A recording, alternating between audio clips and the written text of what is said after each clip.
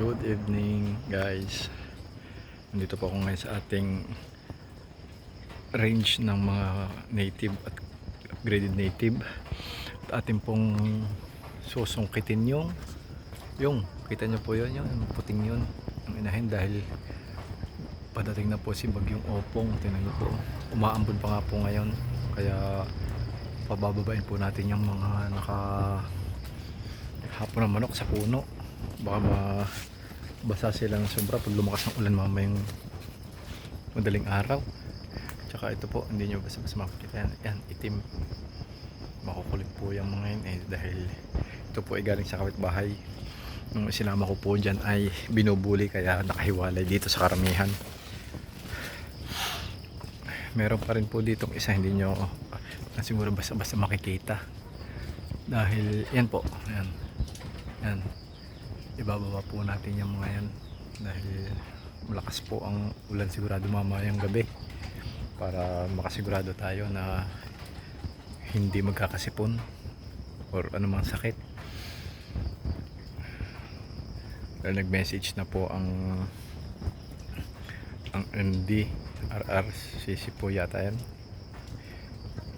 na mag-ingat.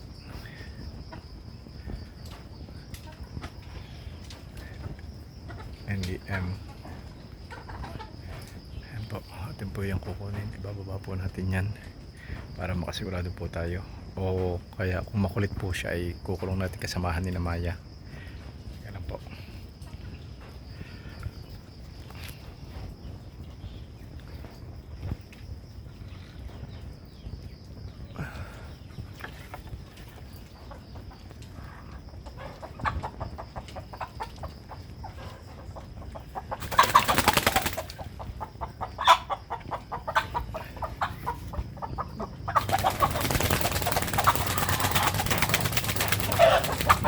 Yan.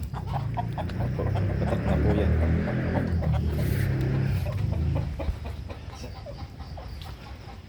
Tsaka ito pong isa. Kumala na po ng kanya. Hilin po natin yan. Kumahuli natin mamaya. Tsaka itong isa po.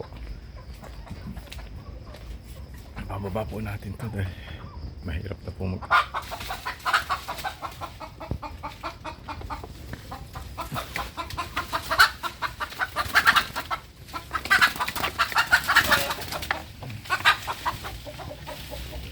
po yun. Yan po, kumapa na po siya doon.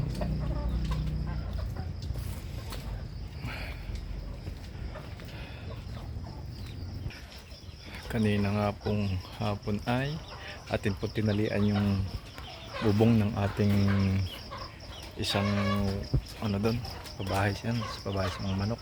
Tinalian po natin, tapos nilagyan natin ng hollow blocks yung mga tabi sa bubong para in case na lumakas ang hangin, sigurado tayo na hindi sila basta-basta madadala.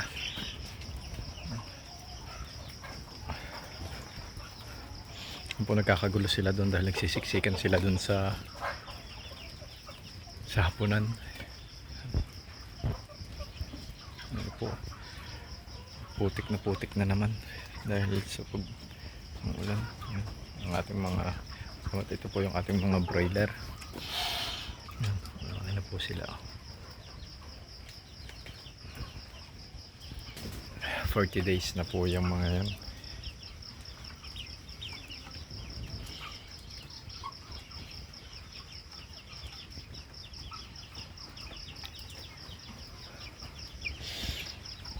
Na lang po ang ating late update dahil hindi po, dilim na ng bukod sa gabi na, pero kita nyo po yung mga ulap na madidilim, tumaambon na rin po. Humihina lang po ngayon, pero kanina po lakas ng ulan. Kita nyo, putik na naman. Ingat po kayong lahat, parating na po ang bagyo. Huwag na po kayong lalabas. Kung wala naman po kayong gagawing importante sa labas, sa loob na lang po kayo ng bahay. Pagkita nyo po na malakas na ang ulan at pagbaha, kumare mag-evacuate na po kayo sa ligtas na lugar. Magdasal po kayo lagi. Stay safe. Salamat po.